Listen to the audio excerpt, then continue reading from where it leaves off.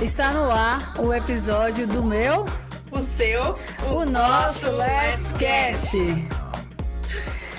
Bom, Marcela, hoje nós estamos assim inaugurando esse podcast e nada melhor do que a gente trazer para as pessoas um pouco da identidade de quem está por trás desse projeto do Let's Cast, né? Que é esse podcast que nós estamos iniciando aí com uma jornada de muita aprendizado e poder compartilhar isso para as pessoas.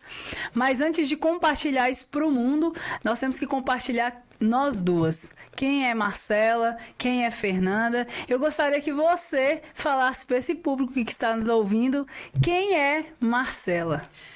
Então, olá pessoal, meu nome é Marcela Moura, eu tenho 20 anos, atualmente estudo para carreiras militares, sou apaixonada pela musculação, atualmente atuo como auxiliar administrativo, mas já comecei minha carreira, comecei a trabalhar desde os 9 anos de idade, revendendo produtos cosméticos, já fui balconista de restaurante, já fui estagiária e recepcionista, né, na área de administração e estou aqui para compartilhar um pouquinho do meu conhecimento e também aprender muito com esse podcast. Beleza, Marcela. Eu vou falar um pouco de mim também. Com certeza. Como alguns de vocês já conhecem, mas no geral meu nome é Fernanda Medeiros. Eu tenho 31 anos. Eu e Marcela, nós temos uma diferença aí de 12 para 13 anos. Sou natural aqui de Montes Claros. Hoje estou na posição de gerente comercial e alguns outros pontos importantes, muito importantes, inclusive é que eu sou casada. Sou cristã, tem alguns hobbies, né, que eu tenho como objetivo de vida, viajar, conhecer lugares, conhecer pessoas. Minha paixão é ouvir e contar histórias, conectar na vida das pessoas, histórias de vida, histórias de lugares, isso aí me conecta muito. E eu estou aqui para compartilhar toda essa trajetória com essas peculiaridades que eu sei que pode te inspirar, pode te motivar. E junto com Marcela, mesmo tendo essa diferença, né, de idade, diferença de épocas, porque nós não somos tão contemporâneas, mas eu acredito que nós vamos poder agregar muito na vida de vocês que estão nos ouvindo, através, inclusive, de outras pessoas que vão estar aqui com a gente, somando aí nesse projeto. Com certeza. Marcela, sim, vamos lá. Eu citei, né, que nós temos essa diferença aí de 13 anos. E, assim, uma coisa que eu me lembro bem, né, nós como irmãs, assim, estando no mesmo circuito da família, eu me lembro bem, assim, quando você nasceu, eu já tinha uns 12, 13 anos de idade. Então, já foi aquele impacto, né, porque a diferença é bem distante de todos os irmãos. Ciúmes. Eu confesso que eu era a única mulher, a mais velha. De repente, do nada, aparece uma pessoa na minha vida. Ciúmes. Mas, enfim, deu tudo certo, ela nasceu. Só que aí a gente, né, ajudou a cuidar nos primeiros passos ali, tá junto. Mas quando você já estava ali com 5, 6 anos de idade, eu já estava com 20 anos quase, já era uma pessoa adulta. E os nossos outros irmãos também, porque nós somos 4, também já estava nessa fase de adolescência para a fase adulta. E como é que foi esse desafio para você estar nesse circuito? Porque a minha juventude, a minha adolescência e infância foi de um jeito, sim, e a sua já era... Eu acredito que foi totalmente diferente. O desafio que eu enfrentei ali em casa, da escassez, da dificuldade, da pobreza mesmo ali, quando a gente era bem criança, você enfrentou um pouco, mas foram desafios bem diferentes. E como é que você vê essa diferença? Te trouxe algum benefício? Trouxe alguma situação que você acha que você traz isso para sua vida hoje? Então, realmente foi um desafio, né? Porque eu convivi em um ambiente em que praticamente só tinha adultos. Não tinha muita referência de criança, não era uma pessoa muito, por exemplo, de ir na casa do colega e não ter essa referência de infância mesmo. E você sabe bem, né? Nossa mãe sempre foi muito rígida com a gente, sempre buscou dar o melhor. Beijo, Maria de Fátima! ela escutar isso. Ela vai, ó. Então, assim, ela sempre foi muito rígida, sempre tentou dar o melhor pra gente e conseguiu, né, da maneira dela. Mas eu sempre convivi com pessoas adultas, o ciclo social ali foram de pessoas adultas. Então, consequentemente, eu tive que ser moldada nesse ambiente, digamos assim, né? Eu tive que amadurecer muito cedo, eu tive que me desenvolver muito mais rápido. Igual eu falei no início, eu ali no cerca dos meus 9 anos de idade, eu já estava ali revendendo produtos cosméticos. Então, aos 9 anos de idade, eu já comecei a empreender. Ô Marcela, eu lembro você contando esse negócio dos 9 anos, que você vendeu uns negócios da Avon pra uma pessoa lá da rua, lá da casa de mamãe, e a pessoa não pagou e você pegou a galinha. Foi mesmo. Você pegou a galinha como forma de pagamento. Gente. Foi assim, do nada, Marcela com 10 anos com a galinha debaixo assim da asa, porque de onde tiver na minha, não pagou, eu peguei. Posso contar essa história? Pode, conta aí. Eu tava lembrando disso. Eu fui lá cobrar. Era uma mulher que, assim, ela pagava com muito 10 bem. anos. Isso com 10 anos 10 anos de idade. Eu sei vender, mas eu sei cobrar também. Com 10 anos de idade, ela não era uma pessoa ruim pra pagar, mas ela enrolava. Então eu já falava assim, né? Minha mãe me ajudando aí, eu falava, mãe, não vende pra fulana, porque fulana é enrolada. Tipo assim, você já sabia o perfil comportamental daquele cliente. Porque quem começou a revender fui eu. Só que como eu era menor de idade, eu precisava de um nome, né? De um responsável ali pra tomar conta, né? Por exemplo, de pra pedido, fazer a frente, cadastro, né? E tudo mais. Mas quem revendia era eu, então mãe me ajudava nisso. E ela, conhecendo as colegas dela, né? Ela também começou ali a revender pra quem ela conhecia. E eu já conhecia o perfil de cada cliente. Eu já sabia quem era que pagava, quem era que não pagava, quem é que comprava à vista, quem comprava a prazo. Então eu já identificava o perfil. Essa era uma que não era ruim pra pagar, mas ela enrolava. Aí teve um dia que eu fui lá, né? Fui fazer a cobrança, expert em cobrança. Brava! Expert em cobrança. Fui fazer a cobrança, ela não tinha. Beleza, que dia que você tem? Ah, tal dia. Retornei tal dia. Tal dia ela ainda não me pagou. E eu sou assim, ninguém me dá prejuízo, não. Daí ela falou assim, minha filha, me desculpa e tudo mais, mas eu não tenho pra te pagar esse mês. Aí ela falou assim, eu juro que eu só tenho uma galinha. Eu falei, então pode ser a galinha. E ela pagou a galinha. E ela pegou a galinha. E a gente ficou com a galinha lá. E eu lembro que essa galinha ficou muito tempo, porque ninguém tinha coragem de matar a galinha. Matar a galinha, a gente pegou porque ali em casa a gente não mata bicho pra comer. Mata, assim, se tiver pronto lá já, carne, alguma coisa, um frango caipira já pronto, cortado. Mas se vê o bicho em cima, a gente não tem coragem. E aí eu lembro dessa cena de você chegando, que eu falei, onde veio essa galinha? E você tinha falado, não, a mulher não me pagou, eu peguei a galinha dela. Meu Deus, como assim? Mas aí ficou bem gravado isso na minha memória. Marcante. E é engraçado, Marcela, porque, tipo assim, você inconscientemente teve a referência minha, né? De fazer de trabalhar com alguma coisa que trouxesse algum benefício sobre vendas, por exemplo. Porque por mais que eu não te ensinei, por mais que eu não falei, vai lá e faz isso, porque eu nem tinha essa conexão, porque você era muito criança e eu já tava em outra fase, numa vida totalmente oposta ali à sua, em questão de idade e tempo. Mas, assim, eu vejo que isso aí foi uma certa referência para você desenvolver, né? Coisa que eu não tive, talvez, quando eu era criança. Sim. Mas, assim, foi muito engraçado essa questão. E todo mundo envolveu nesse negócio dos cosméticos.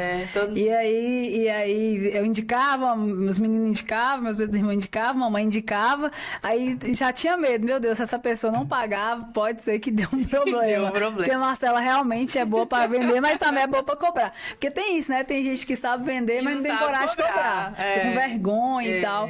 Assim, e aí, Marcela, nesse contexto da vida, né? Nós vivemos coisas muito diferentes e eu posso afirmar isso com muita clareza, que apesar, né, de você ter 20 anos e eu já estar um pouco mais velha que você, algumas decisões, algumas escolhas na nossa vida, elas têm uma virada, assim, de chave. Tem alguma decisão que você tomou, assim, que pudesse ser, assim, apesar de você ser jovem, né, ainda não deu tempo você também chegar nesse tanto de decisão difícil para tomar. Mas diante das escolhas que você fez, qual foi algumas das maiores decisões que você tomou? Bom, um exemplo que eu posso dar é o próprio podcast em si, né? que foi uma virada de chave na minha vida. E, assim, desde muito nova eu já sabia mais ou menos o que eu queria. Eu sempre quis a carreira militar, eu sempre quis estar, né, nessa atuação, nessa área de atuação. Então, eu sempre defini desde muito nova o que eu queria pra minha vida, né? Então, assim, a minha primeira tomada de decisão foi essa, de a carreira que eu queria seguir, como eu queria, né, assim, caminhar a minha vida. E só que até que chegue lá, né? Isso. Assim, que eu ainda tô nessa caminhada, até que chegue lá, eu decidi entrar nesse projeto junto com você, Fernanda, para realmente poder fazer a diferença na vida de alguém, porque eu entendo que a gente impacta muitas pessoas, apesar de a gente não saber, né? Mas a gente impacta muitas pessoas no nosso dia a dia e nosso cotidiano, a gente, na nossa correria do dia a dia. Então, realmente... O podcast em si foi uma decisão muito, muito desafiadora para mim. E diferente daquilo que você fazia, Exato. né? Hoje você já tem seu Instagram, Isso. que você não sei se você chegou a falar, mas o seu Instagram hoje você já fala, né? Sobre esse lifestyle, essa transformação. Sim. Então, na época da pandemia... assim, todo mundo em casa, né? Surtando. Isso, todo mundo em casa, Nervoso, surtando, todo mundo sem ali dinheiro, naquele... faltando dificuldade, tava todo com mundo medo no de morrer. Tava todo mundo no mesmo barco. Então, assim, todo mundo em casa, acabou que aumentou o número de pessoas nas redes sociais, Sim. né? Então, tava todo mundo em casa, todo mundo tinha mais tempo, digamos assim. Então, tava todo mundo em casa, nas redes sociais, então o aumento de visualização aumentou muito. E, como eu já gostava de internet, vi a oportunidade de me apresentar na internet, né? Mostrar ali o meu dia a dia. Então, assim, desde a época lá de 2020, né? Eu já comecei a postar alguns vídeos que viralizavam na época, já comecei a me apresentar no Instagram. Eu cheguei a fazer um concurso, né, de fotográfico com um fotógrafo muito renomado na época. Fiz esse concurso, onde me deu também um norte muito grande sobre como posicionar na internet e, assim, dicas de conteúdos mesmo. E aí foi que eu consegui identificar o meu nicho na época, que é a lifestyle, né? Fitness, da musculação, a rotina de treinos e de trabalho e como conciliar isso tudo. Então, basicamente, o meu Instagram, Moura Marcela com 2 L's, tá voltado mais para esse meio ali. Beleza. Há algumas, para o público me conhecer um pouco também, alguma das maiores decisões que eu tomei, né, até por ser mais velha e ter algumas jornadas um pouco diferentes, foram 3 marcos super importantes que transformaram a minha vida nesse fator de decisão. Primeiro foi o meu encontro com Deus. Eu não sei se você vai lembrar disso, mas eu tinha uma vida muito bagunçada, muita farra, bebida, muita amizade, muitas más companhias. E no dia que eu me converti, que eu aceitei Jesus como meu único e suficiente Salvador, eu tive um encontro de transformação mesmo. Então, assim, me trouxe essa transformação, então são 9 anos. Então, tem 9 anos que eu vivo uma vida muito diferente da que eu vivia antes, em todos os aspectos da minha vida. Como filha, como hoje esposa, como profissional, em todos os aspectos da minha vida, esse encontro com Deus, ele fez essa transformação em todos os âmbitos. E o segundo ponto, né, que foi também uma chave de virada, que trouxe esse poder de decisão e de transformação muito grande, foi a cirurgia bariátrica. A cirurgia bariátrica, assim, foi um ponto de decisão enorme. Eu tive muito medo. Acho que toda decisão, ela dá medo, né? Você emocionou. E ela dá medo. E essa cirurgia, apesar de algumas pessoas às vezes pensar que é o caminho mais fácil, porque é isso que as pessoas pensam, e não é, né? Porque decidir fazer a cirurgia bariátrica é o último recurso que uma pessoa que vive num estado de obesidade Sim. recorre. É o último recurso mesmo. É quando já tentou de tudo, já tomou todos os remédios, já tentou fazer toda a atividade física, todas as dietas, ela busca esse recurso da cirurgia bariátrica. E para quem não me conhece, eu tenho 2 anos e meio que eu fiz essa cirurgia, eu emagreci 60 quilos. Hoje, né, eu tenho uma jornada de atividade física, tenho uma rotina de uma alimentação mais saudável. Mas isso tudo se deu pelo fator de decisão. Sim. Essa decisão de fazer a cirurgia não foi de um dia para o outro, teve um preparo, teve todo um acompanhamento multidisciplinar com vários profissionais, nutricionista, o médico próprio gastro, com psicólogo, com endocrinologista, tem uma equipe por trás desse processo de decisão, Sim. que não é fácil. Exige vários riscos ali, não só da cirurgia específica, mas o pós-cirúrgico, como você vai viver uma nova vida a partir da cirurgia. E essa foi a segunda decisão mais importante da minha vida. A terceira decisão, muito importante também, que foi um fator que trouxe muitas dúvidas, mas também trouxe vários insights assim, sobre a minha vida, sobre o meu chamado, sobre o meu propósito de vida, foi a faculdade de psicologia. Eu não imaginava, eu com 31 anos, depois de ter feito várias coisas, estar muito bem posicionada profissionalmente, eu ia inventar de envolver na faculdade de psicologia. Coisa assim que eu não tinha essa percepção que poderia ser uma possibilidade. Não estava dentro dos meus planos. E ninguém esperava. E nem eu esperava. Mas Deus foi direcionando, encaminhando as coisas. E por obediência, eu estou nesse contexto aí da faculdade de psicologia, um curso que muito rico, em qual eu tenho aprendido muitas coisas. É um privilégio poder entender e estudar algumas áreas da vida que talvez se eu não estivesse lá eu não entenderia. Sim. Então, esses pontos chaves aí foram 3, que foi as escolhas assim que me marcaram mesmo, como pessoa, como ser humano, como mulher. Então, e foi muito precioso poder decidir tudo isso. Agora, é muito boa essas decisões, né? Elas são... E eu ia te perguntar, né? Você falou aí, mencionou sobre a bariátrica. E como foi essa decisão? Qual foi o gatilho que fez você tomar essa decisão de fazer a bariátrica? Porque realmente, como você falou, né? Não é uma decisão fácil. Você tem que abdicar de muita coisa. Você vira outra pessoa, né? Você tem parece que uma segunda vida. Como foi esse processo de decisão? É quase isso mesmo. Porque quando eu estava vivendo, né, o tempo da obesidade... Eu já tinha lutado contra a obesidade há muitos anos, vinha carregando, você bem lembra disso. Sim. O meu pai, papai, ele teve um problema de saúde e ele ficou internado. No que ele ficou internado, eu sabia que eu estava obesa, só que inconscientemente eu tinha uma certa visão que eu não tava. Eu não acreditava, eu não tinha consciência que eu tava vivendo a obesidade. Eu agia naturalmente como se eu tivesse normal, tá tudo bem, não tô fora do normal, tô só um pouquinho acima do peso, tô acima do peso, tô sobrepeso. Não, eu já tava na obesidade 4. Não era um sobrepeso. Então, quando eu vim pra quando o papai foi ser internado nesse hospital, eles tinham uma cadeira lá, uma cadeira dessas de plástico mesmo, normal, comum aí de bar, etc. E aí eu tinha que ficar à noite nessa cadeira. E aí eu sentei nessa cadeira e a cadeira me prensou na lateral das coxas. E eu fiquei roxa. No outro dia eu amanheci roxa aqui, ó, porque ficou preso. Você ficou sentada a noite fiquei toda. sentada a noite toda, né? E a cadeira não me cabia. Só que eu cismei, sentei, fiquei lá e fiquei quieta. E aquilo me deu uma vergonha, uma sensação de fracasso, uma sensação terrível. Falei, moço, mas nenhuma cadeira me serve. A roupa você não serve, mas você vai aumentando os números, né? 50, 52, 54. Mas quando eu sentei na cadeira, que eu falei, nem a cadeira me cabe mais. E ainda corri de quebrar. Eu morri de medo de quebrar a cadeira comigo, que eu já quebrei várias. Você bem sabe disso lá na casa de minha mãe. Acho que eu quebrei umas 3 cadeiras. Você tá rindo porque não é você, tá? Você tá rindo porque não é você. Mas eu já quebrei umas 3 cadeiras. Desculpa, foi com respeito. Tá. Foi com respeito, foi ótimo. Não, porque eu já tô curada, então pra mim isso não faz diferença nenhuma. Mas assim...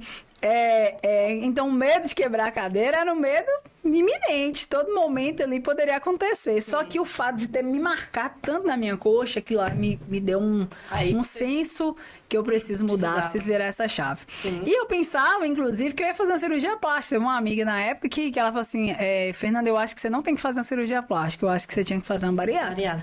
E aquilo, eu falei, eu preciso da bariátrica? Tipo assim, bariátrica era algo... Puxa, não é pra mim, isso é pros quilos mortais lá dos Estados Unidos, que são super obesos e tal. E eu achava que não era pra mim. E aí eu fui eu falei, vou numa consulta de um gastro. Aí, não, pra você é bariátrica sim, você tem que fazer cirurgia Só te bariátrica. reafirmando aquilo, né? E aí você tem um problema de saúde, assim, assado, você tem gordura no fígado, você tem que, sua obesidade já tá com um grau muito avançado, mas nós vamos fazer, não é de um dia pro outro. Nós vamos buscar construir essa pessoa que vai viver a cirurgia bariátrica. Sim. Porque muda os hábitos, muda a mastigação, muda o comportamento, muda tudo. Completamente muda mesmo. É uma nova vida, é uma nova pessoa. E aí foi esse marco aí que fez com que eu tivesse esse senso de mudança, né? Essa urgência na mudança. Sim. E aí eu me posicionei procurando os profissionais de maneira correta, sem querer pegar atalhos, fiz as terapias, faço até hoje, fiz as consultas com o endocrinologista, fiz o acompanhamento com a nutricionista, fiz a dieta que ela pediu, fiz tudo o que o gastro pediu, as reposições hormonais, reposições nutricionais, tudo o que ele falou para mim fazer, eu fiz. E aí eu operei, né, com 134 quilos. E aí, eu emagreci 60 quilos aí desses 60 tempos. quilos? 60 quilos. 60 quilos. E é uma pessoa, né? Uma de mim. É, Eu uma pessoa. tenho 60 quilos. É uma pessoa. E pra mim isso foi muito marcante hoje, né? Eu acabo influenciando pessoas, compartilhando minha história na minha página. E não é tanto o meu foco hoje mais, né? Mas assim, acaba que sempre quando alguém vai fazer a cirurgia, me conhece, a gente tem um grupo, as pessoas conectam nesse grupo de apoio. E eu tô sempre ali dando orientação, compartilhando alguma experiência. E eu sempre digo, sabe, Marcela, assim, não adianta querer pegar atalho. Tem que fazer as coisas, a orientação médica, com respeito, porque depois a conta não fecha e aí pode vir dar algum problema muito pior do que aquele que você iniciou. Exato. Então é melhor que você faça tudo muito bem alinhado com a orientação médica. Porque as pessoas, elas romantizam muito, né? Elas acham que é só ir ali fazer a cirurgia Não. que... Bom, mudou num passe de mágica, mudou de vida. Mas você falando aí, isso foi em que época? Você tinha quantos anos? A cirurgia bariátrica eu tinha 28 anos. 28 para anos. 29 Isso, anos. 28 anos ela falou que já tinha gordura no fígado, já tava com 134 quilos, já tava num grau de obesidade 4. Uma pessoa nova, né? Assim, Jovem. E a obesidade, ela não tem tanta longevidade de vida, né? Já começa a ter problemas aí de saúde, que é pra uma pessoa que já viveu, sei lá, 40 Exatamente. anos. Não, com certeza. Muda tudo. Hoje eu tenho uma disposição para fazer a atividade física, eu tenho a disposição de fazer coisas que talvez eu não fazia. Exato. E são coisas simples, sabe, Marcela? Coisas que as pessoas não falam sobre isso. E é até importante ressaltar. O fato de calçar uma sapatilha e uma sandália de alça, por exemplo. Eu só calçava sapatilha, porque era só enfiar o pé. Só enfiar o pé. Eu não conseguia abaixar para poder amarrar a alça da sandália.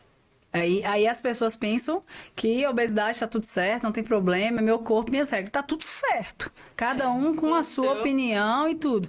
Mas aqui eu tô falando de uma doença que rouba não somente a vida da pessoa, a longevidade, mas que rouba a autoestima, que rouba a motivação, que rouba a energia, rouba a moral, sabe, da pessoa, rouba, assim, a essência da pessoa, a identidade que ela é. Eu não era aquela pessoa. Eu não era a pessoa que não conseguia amarrar um sapato. Sim. Eu consigo. Mas a obesidade, ela me roubava essa mínima oportunidade de calçar uma sandália de alça, por exemplo. Entendeu? Então, assim, as pessoas romantizam as coisas, mas o buraco é muito mais embaixo, digamos assim. Mas tem nesse tempo, né, desses 20 anos e aqui 31 anos, a gente passou por alguns aprendizados, né? E tem algumas coisas que ficam marcadas na nossa vida, né? De maneira geral.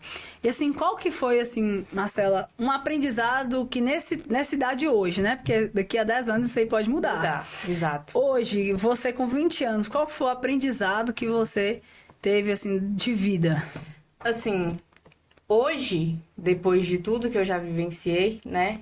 Eu falo que hoje eu sou a protagonista da minha vida. Hoje em dia eu já entendo e já sei muito bem lidar com isso, de não terceirizar a culpa, né? Às vezes a gente coloca muito a culpa do que acontece com a gente nos outros, a culpa dos nossos resultados nos outros. E eu sou a protagonista da minha vida, então os meus resultados, eles só dependem de mim. Não adianta eu querer falar sobre os meus pais, sobre a minha mãe, sobre a vida que eu tive, até porque, assim, Sendo bem sincera, ninguém liga, na verdade, né? No final das contas, cada um tá vivendo sua guerra interior ali, cada um tá vivendo seus problemas diariamente. Então, e cada um acha, cada problema é pessoal, né? Não tem como falar que o seu problema é mais difícil que o meu, a sua dor é mais doída que a minha, porque cada um sente de uma forma, é bem relativo. Mas, essa questão do terceirizar, sabe? Ah, eu não consegui isso porque fulano... É tipo se vitimizar. Exato. Essa vitimização. Eu não gosto, assim, né? Não gosto, não acho pertinente eu ficar me vitimizando, até porque, no final das contas, isso vai atingir somente a mim, né? Se eu ficar só lamentando o que não aconteceu comigo, no final das contas, não vai gerar resultado nenhum. Então, é esse reconhecer mesmo, sabe? Esse não terceirizar a culpa e entender que eu sou a protagonista na minha vida e eu faço isso, né? Claro que, assim, eu entendo que Deus conduz a nossa vida, mas o você é que vai colher o que você planta. Exatamente. É a lei da semeadora, Exato. ela não tem como você fugir dela. Exato. Não tem como você plantar maçã e colher banana. Você vai colher maçã, seja no bom ou no ruim. Se você colher o ruim, você vai colher... Se você plantar o ruim, você vai colher o ruim. Se você plantar o bom, você vai colher o bom. Exatamente. Então, esse foi o maior aprendizado da minha vida. Certo. Eu me lembro bem de um aprendizado que eu era bem jovem, na verdade. Vou te contar essa história. Eu estava num cursinho, né, pré-vestibular ali do Enem, há muitos anos atrás. Eu era adolescente, 17 para 18 anos. E como que os professores marcam a nossa vida, né? Verdade. Com algumas palavras, com alguns conselhos. E o tanto que é importante essa profissão na vida de qualquer profissional. Uhum. E esse professor, ele entrou na sala e um dia ele falou assim, olha, todo mundo quer ser inteligente. Todo mundo quer ser inteligente, todo mundo é inteligente e tá tudo certo. Mas aí ele falou assim, mas eu tenho 10 anos que eu dou aula para cursinho, para jovens que tentam medicina. E entram lá muitos jovens extremamente inteligentes. Muito inteligentes mesmo. Que não precisa de muito esforço para poder pegar alguma coisa, já pega mais rápido, já consegue fazer uma leitura do texto ali com mais rapidez, uma interpretação, uma conta, etc. E ele falou que nesses 10 anos o que ele mais viu não foi os mais inteligentes passando em medicina.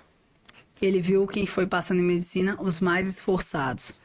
E ele explicou essa diferença. O inteligente, ele acaba tendo um senso interno. Se eu sou inteligente, para que eu preciso? Uma autossuficiência. Para que eu preciso passar por essas dificuldades? Eu não preciso. Talvez eu não precise estudar até meia-noite, eu não preciso estudar até 1h da manhã, ou talvez eu não precise estudar final de semana, porque eu já sou inteligente.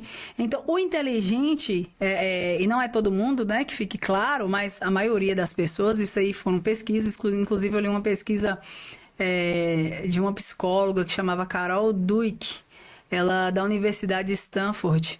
Ela fez uma pesquisa com 2 grupos de crianças. Crianças que realmente eram muito inteligentes e crianças que não tinham um QI tão alto, mas que gerava, no que era inteligente, gerava palavras focadas na inteligência delas. E no outro grupo, que era palavras geradas motivacionais de esforço, né? E aí as crianças com isso, que eram geradas com palavras de esforço iam muito mais longe nas competições do que as inteligentes. E as inteligentes muitas vezes se perguntavam, mas se eu já sou inteligente, para que eu preciso fazer isso?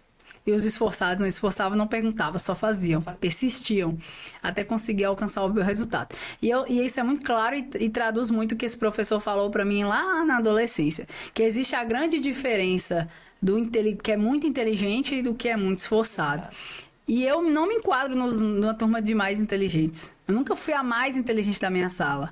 Eu nunca fui a pessoa assim... Eu sempre tirei boas notas, mas eu nunca fui a pessoa que era a mais inteligente. Nunca fui. Mas eu era muito esforçada. Eu tirava boas notas, mas eu tinha que estudar mais que a maioria. Eu me esforçava muito mais. E é assim na minha vida hoje, né, adulta, eu me esforço muito a mais do que algumas outras pessoas que estão no mesmo contexto também se esforçam. Sim. Só que eu tenho outros resultados.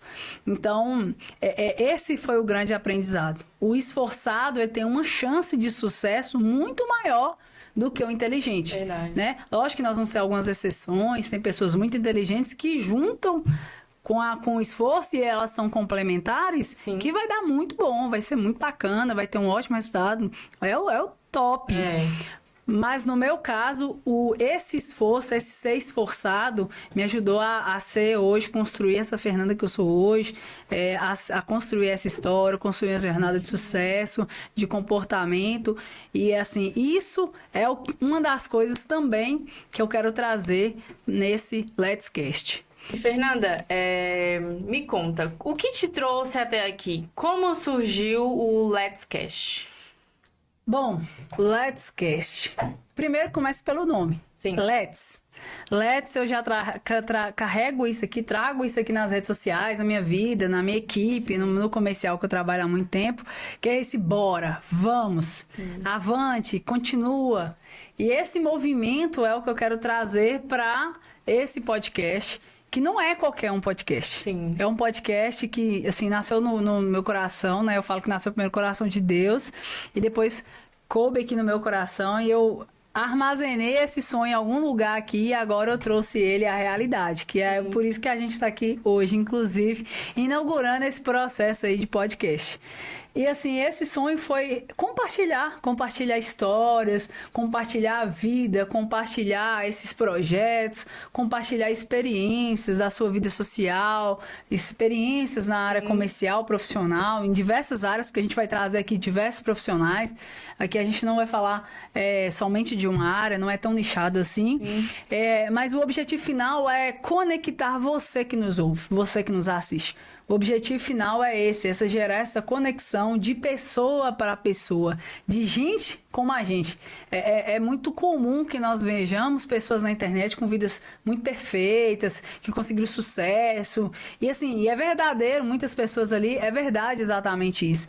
Mas fato é que nós vamos trazer aqui pessoas, nossas vidas já representam isso, pessoas que saíram de uma situação talvez improvável e chegou em lugares que talvez nem elas mesmas não imaginavam que foi esse lugar de sucesso. E o sucesso para um não é o sucesso para o outro, né? É sucesso na sua vida de maneira geral. Então, esse é o objetivo do Let's Cast. Esse é o porquê. É motivar, é inspirar, é transformar e gerar essa conexão com pessoas. Pessoas reais, né? De pessoa para pessoa. Exatamente. Uma coisa que eu quero perguntar aqui agora, para nós comentarmos um pouco aqui, o porquê do Let's Cast. Bom, eu acho que nessa pegada aí que você falou do esforço, né? Do como a gente sempre, na verdade, assim, isso que você contou é uma coisa que eu presenciei. Sim. Né? E os meus esforços você também presenciou um pouco. Então, sempre ali no buscando mais, sempre ali no se esforçando para poder atingir um resultado.